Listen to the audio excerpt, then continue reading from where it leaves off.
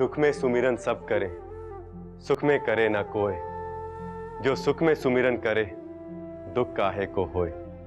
आइए सूर्य की पहली किरण को उमंग और उम्मीद की किरण में बदलें। शुरू करें भोर भक्ति मेरे यानी विशाल करवल के साथ। भोर भक्ति में आप सबका स्वागत है।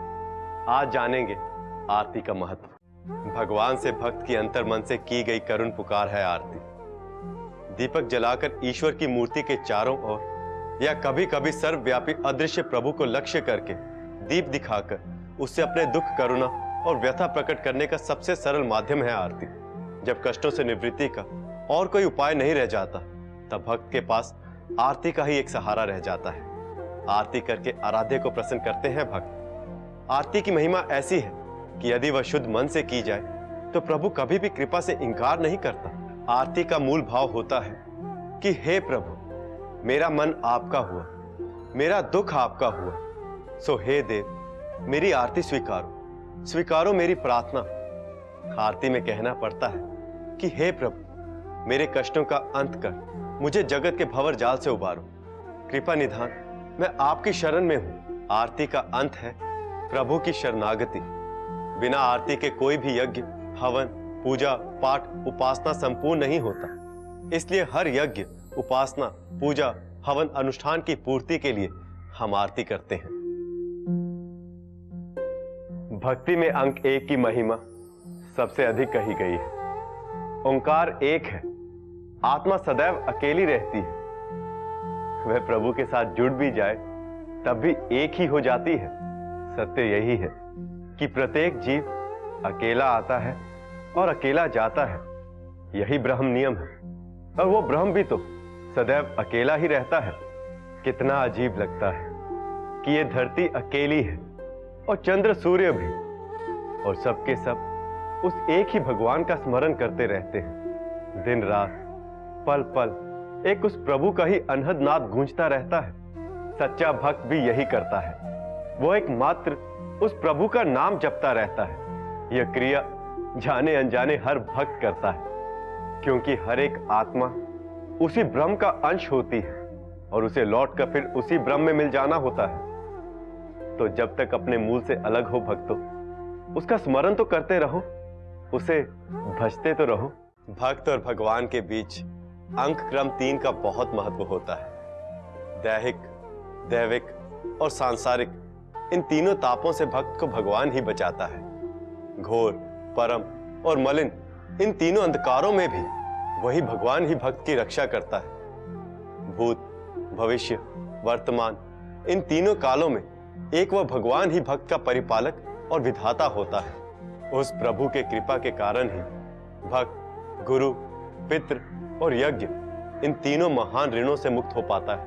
मन, वाणी और कर्म, इन तीनों उपायों से जब प्रभु का भजन, चिंतन और स्मरण किया जाता है, तब वह प्रभु अपने भक्त पर रीझता ही है। और एक बार जब रीझ जाता है तो अपनी महादृष्टि का स्नेह प्रकाश भक्त पर लगातार बरसाता रहता है। वह एक परमेश्वर भक्ति के द्वारा अपने सत्यम, शिवम, सुंदरम रूप का आभास अपने भक्त को करवाता रहता है। तो विलंब क्यों, जागिए और उसकी भक्ति का आरंभ कीजिए। वैसे तो संत मुनि, ज्ञानी ध्यानी जन ये कहते हैं कि सारा संसार ही अपना घर परिवार है, वसुदेव कुटुंबकम।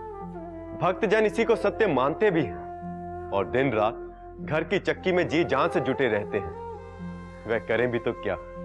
मुनियों के उपदेश को मानना और उस पर अमल करना, इसमें ही भलाई छिपी होती है। देवताओं और ऋषियों की वाणी बेकार नहीं जाती।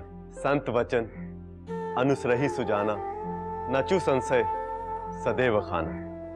अर्थात संतों के वचन पर सज्जन लोग संदेह नहीं किया करते।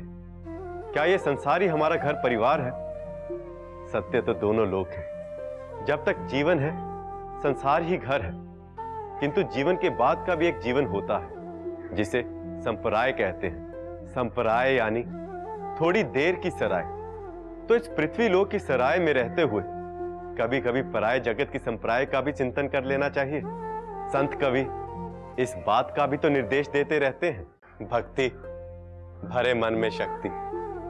जब सभी हाथ छुड़ाकर साथ छोड़कर दूर हो जाते हैं, तब भी एक वो परमात्मा ईश्वर प्रभु हाथ नहीं छोड़ता। उसकी कृपा और दया की छाया बनी रहती है। भक्त उसे प्रभु अल्लाह मालिक को कभी भी याद कर लेता है, उसकी सहायता कृपा पा लेता है। इसके बदले कुछ देना नहीं होता, केवल मन की भावना और सच्चाई ही समर्पित करनी पड़ती है। ना किसी मंदिर मस्जिद जाना पड़ता है, ना किसी गिरिजा गुरुद्वारे। सच्चे मन वालों से दूर कहां रह पाता है वह प्रभु। कैसी विपदा की घड़ी क्यों ना हो, वो एक प्रभु निर्बल का बल बनकर सामने आ ही जाता है। भक्त किसी भी तरह पुकारे, भगवान सुनता ही है और बिना देर किए अपना काम करता है। एक वही है जो भक्त की भावना को देखता है, ना कि उसके जाति धर्म को। वो देखता है केवल मन के मर्म को, और जब मर्म में पवित्रता हो तो क्या काशी क्या काबा, सब भक्त के करीब आ जाते हैं। अंधकार मन में हो या बाहर, घर में हो या संसार में, रास्ते सबके खो जाते हैं। जब बाड़े अंधियार सूजी परे नहीं द्वार, अर्थात जब अंधकार बढ़ जाता है तब द्वार नहीं दिखता। तो क्या बाहर निकलने के लिए द्वार नहीं मिलेगा? क्या किसी को एक प्रकाश की किरण प्राप्ति के लिए अनंत काल तक बैठे रहना होगा? कभी कभी ऐसा भी होता है कि कोई वस्तु यदि हमारे पास नहीं होती तो हम उसे दूसरों से मांग लेते हैं। कुछ दिन के लिए काम हो जाने के बाद हम उस वस्तु को खुद अपने लिए अपनी मेहनत से प्राप्त करते हैं, और जिसे मांगा होता है उसे धन्यवाद के साथ वापस कर देते हैं। यह धन्यवाद ही उस वस्तु के बदले दिया गया ब्याज होता है। जब कोई भटक कर अधर्म के अंधकार में खो जाता है, तब भक्तों का कर्तव्य होता है कि उसे थोड़ा सा अपनी भक्ति और ज्ञान का प्रकाश देकर अंधकार से बाहर निकलने का द्वार दिखाएं। उसके मन में बुझ गए ज्ञान दीप को अपने ज्ञान की ज्योति से जलाएं। संसार का सबसे अनमोल धन और खजाना है भगवान की भक्ति, लेकिन लोग उस खजाने को ना खोजकर सांसारिक धन पाने की होड़ में पड़े रहते हैं। लोगों के मन में धन की कामना ऐसे घर कर जाती है कि वह प्रभु और उनके खजाने को भी भूल जाते हैं। सांसारिक धन का अपना महत्व है, उसका होना भी आवश्यक है, लेकिन धन के प्रकाश में चकाचौंध होकर प्रभु और उनकी भक्ति को अनदेखा कर देना भी उचित नहीं। धन का चिंतन करें किंतु भक्ति के साथ, कमाएं खूब किंतु प्रभु भक्ति का धन भी जुटाते रहें।